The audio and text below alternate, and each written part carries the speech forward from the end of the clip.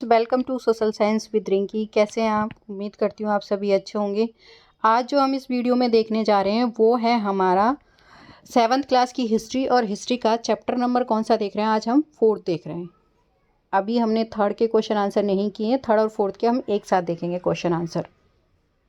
4th chapter है हमारा मुगल 16वीं से 17वीं शताब्दी। जो आपकी एनसीईआरटी है वो अपडेट हुई है, उसमें से कुछ सिलेबस हटा है आपका और चैप्टर भी मतलब मर्ज कर दिए गए हैं, चैप्टर कम हुए हैं, तो आप उस हिसाब से देख लेना। ये न्यू एनसीईआरटी के अकॉर्डिंग है। अब तक हम 3 चैप्टर कंप्लीट कर चुके हैं। जिस किसी ने भी वो पहले वाले 3 चैप्टर नहीं देखे वो प्लेलिस्ट में जाके तीनों चैप्टर देख सकते हैं। चैनल को लाइक एंड शेयर करना ना भूलें। आइए स्टार्ट करते हैं। मुगल 16वीं से 18वीं शताब्दी।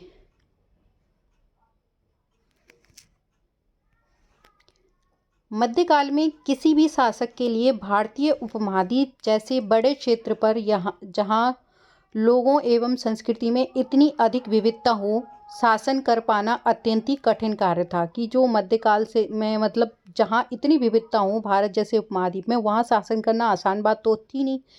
अपने पूर्ववर्तियों के विपरीत मुगलों ने एक साम्राज्य की स्थापना की और वह कार्य पूरा किया जो अब तक केवल छोटी अवधियों के लिए ही संभव जान पड़ता था। 16वीं सदी के उत्तरार्ध से इन्होंने दिल्ली की ओर और आगरा से अपने राज्य का विस्तार शुरू किया। कि इन्होंने कहाँ से? दिल्ली से और आगरा से अपने राज्यों का क्या किया था? विस्तार किया था। विस्तार शुरू किया और 17वीं शताब्दी में लगभग संपूर्ण महाद्वीप पर अधिकार प्राप्त कर लिया। इन्होंने प्रशासन के ढांचे तथा शासन संबंधी जो विचार लागू किए वे उनके राज्य के पतन के बाद भी टिके रहे। कि जब इनके राज्यों का पतन हो गया उसके बाद तक भी रुके रहे, मतलब इनके शासन का ढांचा।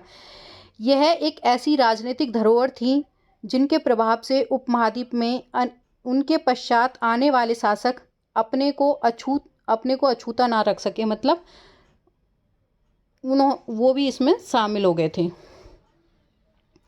आज भारत के प्रधानमंत्री स्वतंत्रता दिवस पर मुगल शासकों के निवास स्थान दिल्ली के लाल किले की प्राचीर से राष्ट्र को संबोधित करते हैं। ये आपको दिखाई दे रहा है, ये लाल किला है। और ये कहाँ है? ये मुगल प्रशासन के टाइम पे, जो मुगल काल था उसी टाइम पे बनाया गया था। और ये दिल्ली में है आपका लाल किला, तो ये आप देख सकते हो। और आज राष्ट्रपति यहीं से भाषण देते हैं, प्रधानमंत्री और जो भी होते हैं आपके प्रधानमंत्री यहीं से आपके भाषण देते हैं।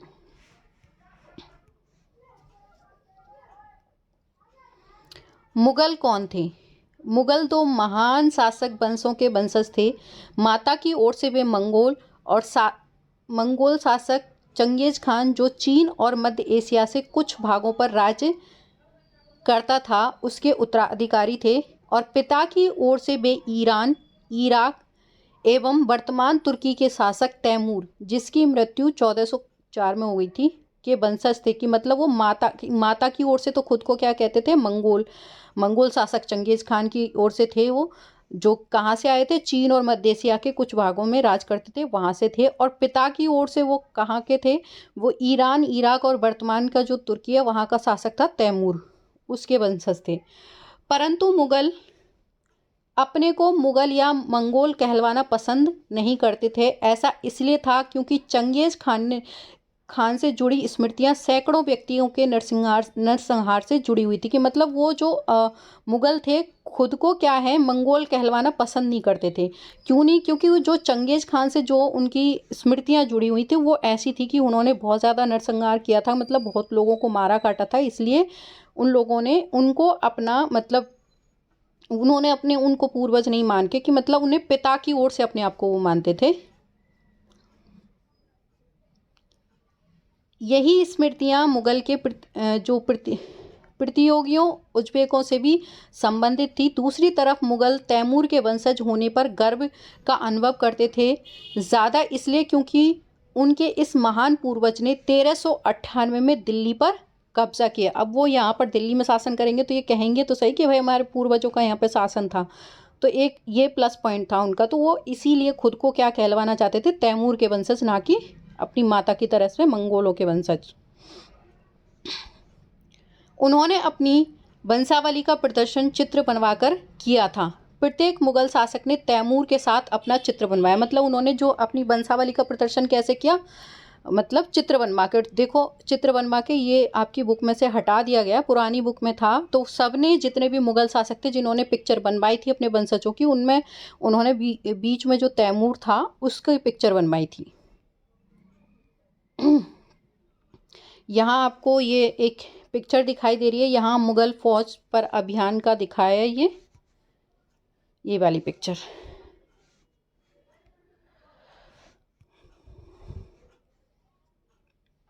मुगल सैन्य अभियान। प्रथम मुगल शासक बाबर, इनका शासनकाल था 1526 से 1530, ने जब 1494 में फरगना राज्य का उत्तराधिकार प्राप्त किया तो उसकी उम्र केवल 12 वर्ष की थी, कि जब वो राजा बना था तो केवल 12 वर्ष का था। मंगोलों की दूसरी शाखा उज्बेकों के आक्रमण के कारण उसे अपनी पैतृक गद्दी छोड़नी पड़ी, कि मतलब वहाँ से उज्बेकिस्तान से उसको जाना पड़ा। उज्बेकों ने, मतलब मंगोलों की जो शाखा थी वहाँ, उन्होंने उनको वहाँ से भगा दिया। अनेक वर्षों तक भटकने के बाद उसने 1504 में काबुल पर कब्जा किया। उन्होंने काबुल पर कब कब्जा किया था? 1504 में। तो ये पूरा पैराग्राफ ही इंपॉर्टेंट है, इसको अंडरलाइन करते चाहिए कि काबुल पर कब्जा किया था 1504 में।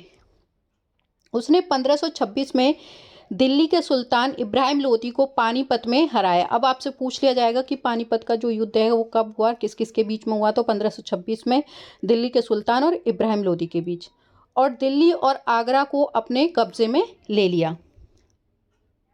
यहाँ आपको ये दिखाया जा रहा है, एक युद्ध अभियान की पिक्चर दिखा रखी है। यहाँ आप देखो तोपों का यूज हो रहा है, तो ये बाबर ने ही यूज़ किया था, तो ये उनकी सेना थी।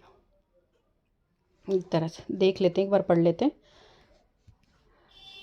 चित्र 3 में 16वीं शताब्दी में युद्ध में तोप और गोलाबारी का पहली बार इस्तेमाल हुआ था। बाबर ने इनका पानीपत की लड़ाई में प्रभावी ढंग से प्रयोग किया। तो कई बार पूछ लिया जाता है कि मतलब पहली बार तोपों का यूज़ कब हुआ था, तो पानीपत की लड़ाई में किसने किया था? बाबर ने किया था। तो ये आपका मैप है, इस मैप में अकबर के शासन को दिखाया गया है कि कब कब कहाँ कहाँ था। तो एक बार देख लेते हैं हम इसको भी। यहाँ आपका काबुल दिखा रखा है, कांधार दिखा रखा है, श्रीनगर, कश्मीर। यहाँ कश्मीर में आपको देखो डेट भी दे रखी है 1586। इधर आ जाओ, लाहौर हो गया आपका, लाहौर, पंजाब, पानीपत, दिल्ली, अंबर, मथुरा, आगरा, ये सारा फतेहपुर सीकरी, अजमेर, चित्तौड़गढ़ इधर आ गया, सिंध, गुजरात आ गया आपका। गुजरात को 1572 में, चित्तौड़गढ़ को 1568 में, रणथंभौर को 1569 में, इधर पटना आ गया 1574 में, बंगाल 1574, मालवा 1561, बरार, गोंडवाना, उड़ीसा, अहमदनगर, बीजापुर और गोलकोंडा, ये ठीक है।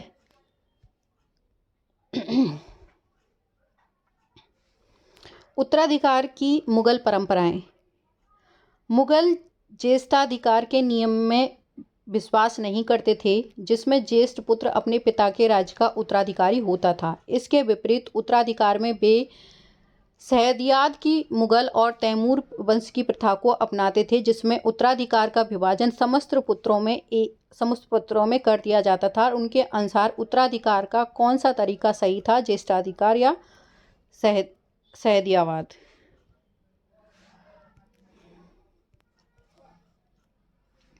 राजपूतों के साथ मुगलों की शादियां। जहांगीर की मां कछवाहा की राजकुमारी थी। वह अंबर, यानी वर्तमान में जिसे जयपुर के, जो वर्तमान में जयपुर है वहाँ अमेर या आमेर कहा जाता है जिसे, कि राजपूत शासक की पुत्री थी। शाहजहाँ की माँ एक राठौड़ राजकुमारी थी। वह मारवाड़, जो आज के टाइम का जोधपुर है, उसकी राजकुमारी शासक की पुत्री थी। तो कई बार पूछ लिया जाता है कि मुगल राजपूतों में किन की माएँ जो थी वो राजपूत थी। तो एक तो जहांगीर की थी और दूसरी किसकी थी? शाहजहाँ की। मुगलों के अन्य शासकों के साथ संबंध। मुगलों ने उन शासकों के विरुद्ध लगातार अभियान किए जिन्होंने उनकी सत्ता को स्वीकार करने से इनकार कर दिया। जब मुगल शक्तिशाली हो गए तो अन्य कई शासकों ने स्वेच्छा से उनकी सत्ता स्वीकार कर ली। राजपूत इसका एक अच्छा उदाहरण है। अनेकों ने मुगल घराने में अपनी पुत्रियों के विवाह करके उच्च पद प्राप्त कर लिए, परंतु कईयों ने विरोध किया था। मतलब कुछ ने तो शादियां कर ली थी और कुछ ने इनका विरोध किया था।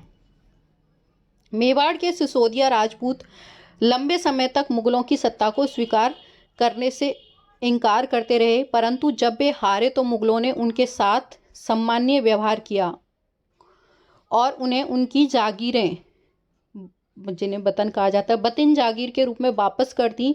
पराजित करने परंतु अपमानित न करने के बीच सावधानी से बनाए गए संतुलन की वजह से मुगल भारत के अनेक शासकों और सरदारों पर अपना प्रभाव बढ़ा पाए, परंतु इस संतुलन को हमेशा बरकरार रखना कठिन था।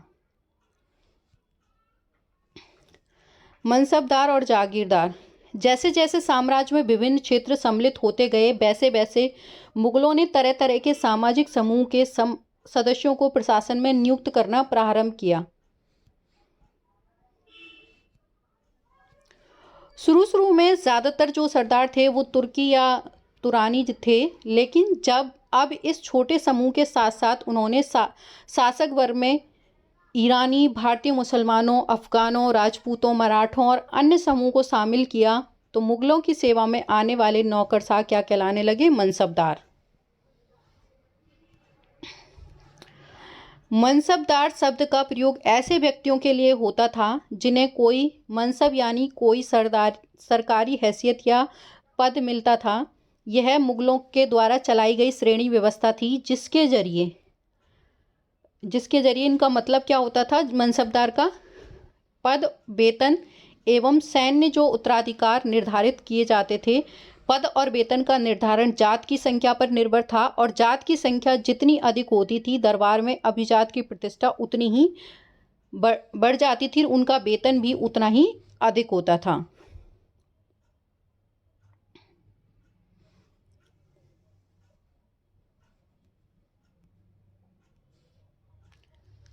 जो सैन्य उत्तरदायित्व मनसबदारों को सौंप दिए जाते थे उन्हीं के अनुसार उन्हें घुड़सवार रखने होते थे। मतलब जितना मनसबदार उन्हें बनाया जाता था जितने के उतने ही घुड़सवार उन्हें रखने होते थे। मनसबदार अपने सवारों को निरीक्षण के लिए लाते थे। वे अपने सैनिकों के घोड़ों को दागते थे एवं सैनिकों का पंजीकरण करवाते थे। इन कार्रवाइयों के बाद भी उन्हें सैनिकों को वेतन देने के लिए धन मिलता था। मनसबदार अपना वेतन राजस्व एकत्रित करने वाली भूमि के रूप में पाते थे जिन्हें जागीर कहते थे। तो तकरीबन एकताओं के समान ही थे, परंतु मनसबदार मुक्तियों से भिन्न थे। उन्हें जागीरों पर नहीं रहते थे, वो जागीरों पर नहीं रहते थे। एक बार ये देख लेते हैं जात श्रेणियां क्या होती थी। जात श्रेणियां 5000 जात वाले अभिजात को 1000 जात वाले अभिजात से ऊंचा माना जाता था। मतलब अकबर के शासनकाल में 29 ऐसे मनसबदार थे जो 5000 जात की पदवी के थे। औरंगजेब के शासनकाल तक ऐसे मनसबदारों की संख्या 79 हो गई थी। क्या इसका अर्थ यह हुआ कि राज्य का खर्चा बढ़ गया था? मुक्तियों से भिन्न अपने जागीरों का नहीं रहते थे और ना ही उन पर प्रशासन करते थे। मतलब मुक्ति तो अपनी जागीरों पर रहते थे और वहाँ प्रशासन करते थे, लेकिन ये मनसबदार ऐसा नहीं करते थे। उनके पास अपनी जागीरों से केवल राजस्व एकत्रित करने का अधिकार था। यह राजस्व उनके नौकर उनके लिए एकत्रित करते थे, जबकि वे स्वयं देश के किसी अन्य भाग में सेवारत रहते थे। मतलब राजस्व इकट्ठा करने का काम कौन करते थे? नौकर। तो यहाँ आप देख रहे हो अपने सरदारों के साथ मनसबदार अभियान कर रहे हैं। मतलब एक सेना अभियान, कहीं किसी युद्ध पे गए होंगे। अकबर के शासनकाल में उन जागीरों का सावधानी पूर्वक आकलन किया जाता था ताकि इनका राजस्व मनसबदार के वेतन के तकरीबन बराबर रहे। औरंगजेब के शासनकाल तक पहुँचते पहुँचते स्थिति बदल गई। अब प्राप्त राजस्व मनसबदार के वेतन से बहुत कम था। मनसबदारों की संख्या भी अत्यधिक उनकी संख्या में भी क्या हुआ, वृद्धि हुई थी, अत्यधिक वृद्धि हुई, जिसके कारण उन्हें जागीरें मिलने से पहले एक लंबा इंतजार करना पड़ता था।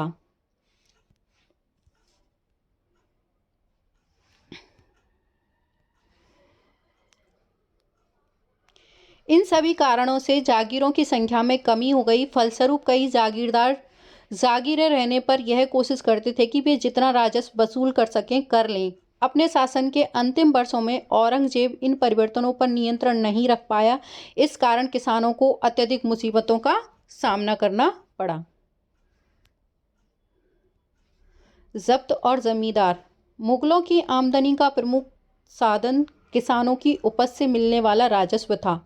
अधिकतर स्थानों पर किसान ग्रामीण कुलीन यानी कि मुखियों या स्थानीय सरदारों के माध्यम से राजस्व देते थे। समस्त मध्यस्थों के लिए चाहे वे स्थानीय ग्राम के मुखिया हों या फिर शक्तिशाली सरदार हों, मुगल एक ही शब्द जागीरदार का प्रयोग करते थे। अकबर के राजस्व मंत्री टोडरमल ने 10 साल 1570 से 1580 की कालावधि के लिए कृषि की पैदावार, कीमतें और कृषि भूमि का सावधानीपूर्वक सर्वेक्षण किया। इन आंकड़ों के आधार पर प्रत्येक फसल पर नकद के रूप में कर जो राजस्व है वो निश्चित कर दिया। प्रत्येक सूबे प्रांत को राजस्व मंडल में बांटा गया और प्रत्येक की हर फसल के लिए राजस्व दर की अलग सूची बनाई गई। राजस्व प्राप्त करने की इस व्यवस्था को क्या कहते हैं, जब्त। जो कर इकट्ठे करने की इस व्यवस्था को जब्त प्रथा कहा गया था, कहा जाता था। यह व्यवस्था उन स्थानों पर प्रचलित थी जहां मुगल प्रशासनिक अधिकारी भूमि का निरीक्षण कर सकते थे और सावधानी पूर्वक उनका हिसाब रख सकते थे। ऐसा निरीक्षण गुजरात और बंगाल जैसे प्रांतों में संभव नहीं हो पाया, कि सब जगह मतलब ये व्यवस्था नहीं लागू हो पाई थी। यहाँ ऊपर देखो, ये पिक्चर जो आप देख रहे हो, इसमें क्या हो रहा है कि जो शाहजहां के राजकाल का एक लघु चित्र का ब्यौरा दिया गया है, जहाँ जहांगीर के जो समय से भ्रष्टाचार को दिखाया गया है, वो भ्रष्ट अफसर रिश्वत लेते हुए दिखाया गया है। एक अधिकारी जो गरीब है वो किसानों को सजा देते हुए दिखाया गया है। ये आपका रिश्वत ले रहा है और ये क्या है, सजा दे रहा है गरीब किसानों को।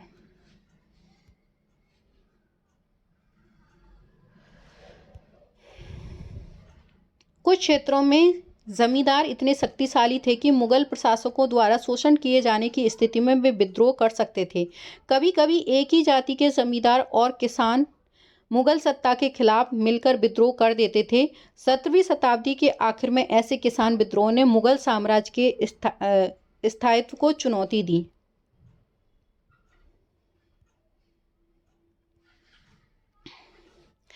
अकबरनामा और आईने अकबरी। अकबर ने अपने करीबी मित्र और दरबारी जो कवि थे अबुल फजल को आदेश दिया कि वह उसके शासनकाल का इतिहास लिखे। अबुल फजल ने यह जो इतिहास है वो 3 जिल्दों में लिखा। इसका शीर्षक है अकबरनामा।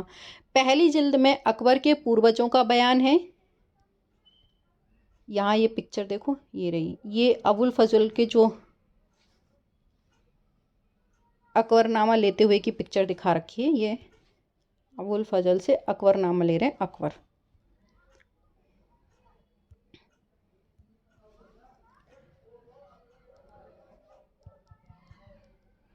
तो पहली जिल्द में क्या था, पहली जिल्द में अकबर के पूर्वजों का बयान है और दूसरी, एक मिनट,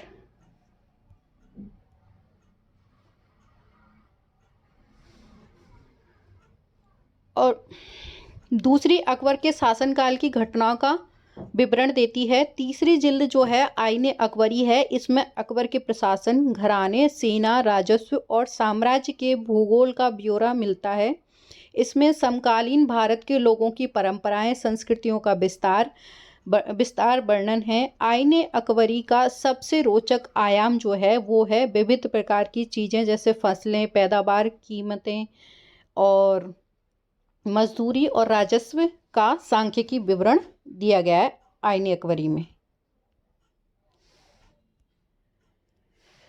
जहांगीर के दरबार पर नूरजहां का प्रभाव। मेहरुन्निसा ने 1611 में जहांगीर से विवाह किया था। उसे नूरजहां का खिताब मिला। नूरजहां हमेशा जहांगीर के प्रति अत्यधिक वफादार रही और उसको समय समय पर सहयोग देती रही। नूरजहां के सम्मान में जहांगीर ने चांदी के सिक्के जारी किए, जिनसे एक और स्वयं के खिताब उत्कीर्ण थे, तो दूसरी ओर यह वाक्य रानी बेगम नूरजहां के नाम से गढ़ा गया था। भाई ये तो उर्दू लिखी हुई है, उर्दू पढ़ना तो मेरे को आता नहीं है। बाईं ओर जो दिया गया दस्तावेज है, ये नूरजहां द्वारा जारी किया गया एक आदेश या फरमान है। चौकोर मोहर बताती है कि उद्धत और महान महारानी नूरजहां पदशाह बेगम का आदेश। गोल मोहर के अनुसार शाह जो जहांगीर के प्रताप से महारानी चंद्रमा जैसी वैभवशाली बन गई हैं। हम कामना करते हैं कि नूरजहां पदशाह इस युग की सर्वोत्तम महिला बने। तो यहाँ ये नूरजहां का एक फरमान है। अब जिसको उर्दू पढ़ नहीं आती भाई वो तो पढ़ सकता है कि इस फरमान पे क्या लिखा हुआ है। फारसी, सॉरी, ये तो फारसी होगी, उर्दू नहीं होगी। उस टाइम पे तो फारसी यूज़ होती थी।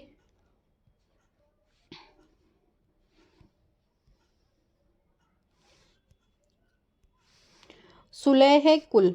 अकबर की सुलह कुल की नीति का उनके पुत्र जहांगीर ने इस प्रकार वर्णन किया है। ईश्वरीय अनुकंपा के विस्तृत आंचल में सभी वर्गों और सभी धर्म के अनुयायियों की एक जगह है। इसलिए उसके विशाल साम्राज्य में, जिसकी चारों ओर की सीमाएं केवल समुद्र से ही निर्धारित होती थीं, विरोधी धर्मों के अनुयायी और तरह तरह के अच्छे बुरे विचारों के लिए जगह थी।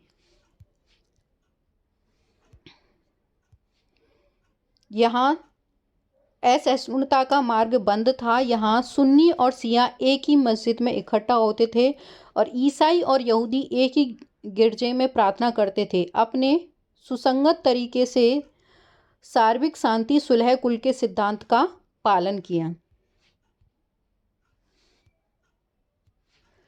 17वीं शताब्दी में और उसके पश्चात मुगल साम्राज्य की प्रशासनिक और सैनिक कुशलता के फलस्वरूप आर्थिक और वाणिज्यिक समृद्धि में वृद्धि हुई। विदेशी यात्रियों ने इसे वैसे धनी देश बताया जैसा कि किस्से कहानियों में वर्णित होता रहा है, परंतु यही यात्री इसी प्रचुरता के साथ मिलने वाली दरिद्रता को देखकर विस्मित रह गए। विस्मित मतलब आश्चर्यचकित। सामाजिक असमानताएं साफ दिखाई पड़ती थी। शाहजहां के शासनकाल के 20वें वर्ष के दस्तावेज से हमें पता चलता है कि ऐसे मनसबदार जिनके उच्चतम पद प्राप्त था, कुल 8000 में से 445 ही थे। कुल मनसबदारों की एक छोटी संख्या 5.6% को ही साम्राज्य के अनुमानित राजस्व का 61.5% स्वयं उनके व उनके सवारों के वेतन के रूप में दिया जाता था। मुगल सम्राट और उनके मनसबदार अपनी आय का बहुत बड़ा भाग वेतन और वस्तुओं पर लगा देते थे।